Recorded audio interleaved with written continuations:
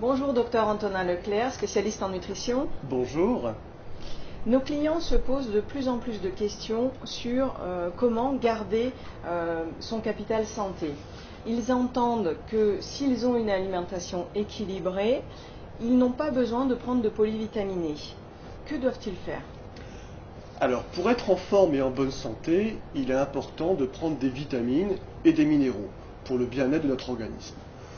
Normalement, notre alimentation équilibrée devrait nous permettre d'apporter suffisamment de nutriments. Or, malheureusement, de nombreuses enquêtes montrent que ce n'est pas le cas. Parce que nous sommes tous différents, les populations sont différentes. Vous pouvez imaginer qu'un sportif n'a pas les mêmes besoins qu'une femme jeune, et on a tous un mode de vie différent. Nos modèles alimentaires ont également beaucoup évolué depuis ces dernières années. Il faut savoir que les jeunes générations consomment 8 fois moins de fruits que leurs grands-parents. Seulement 24% des adultes consomment les 5 fruits et légumes recommandés par le PNNS.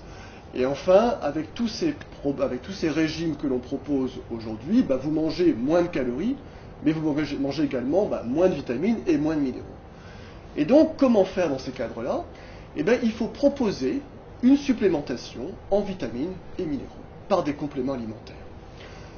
On va bien s'entendre d'abord sur notre objectif principal. Notre objectif principal, ce n'est pas de pallier à des carences, puisqu'en fait, dans nos pays industrialisés, finalement, on est assez peu carencé. Mais notre objectif, ça va être d'optimiser notre organisme en apportant ces vitamines et minéraux pour que l'organisme puisse se défendre dans des situations de stress, des situations de fatigue qui arrivent tout au long de la vie. Les vitamines n'ont pas de visée énergétique proprement parler, mais en fait les vitamines permettent surtout de bien assimiler les glucides, les protides et les lipides, c'est-à-dire nos macronutriments, pour participer ainsi à notre équilibre vital. Et les minéraux quant à eux font partie de la structure de notre organisme, de la structure de nos tissus, mais surtout elles participent à l'ensemble des réactions métaboliques de notre organisme.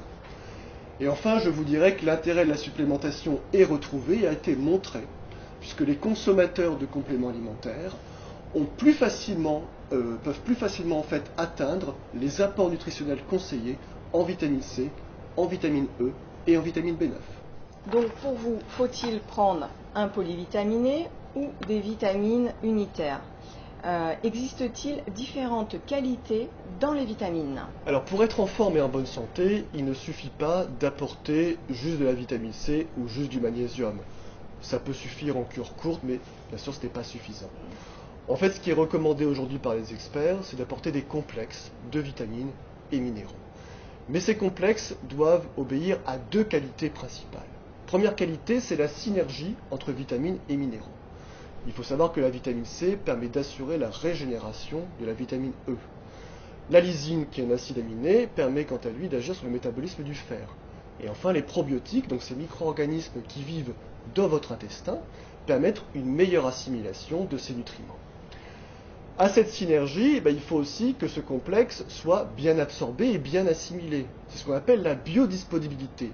En fait, c'est la faculté de votre organe à absorber d'une part ces vitamines et minéraux et les assimiler, c'est-à-dire les amener directement à l'organe cible ou à la cellule cible. Et cette biodisponibilité dépend de la forme de vos nutriments et dépend de la matrice. Et donc, un bon complément alimentaire, ce sera un complexe de vitamines et minéraux élaborés par des experts avec une bonne biodisponibilité et une bonne synergie. Quand, comment et combien de temps doit-on prendre des vitamines? N'y a-t-il pas de risque de surdosage ou de contre-indication? Qu'en pensez-vous? Alors, les compléments alimentaires peuvent être pris toute l'année. C'est particulièrement recommandé chez l'adulte, même en bonne santé, pour, disons, lutter contre les déficiences, en fait, les déficiences en vitamines que vous pouvez avoir tout au long de l'année.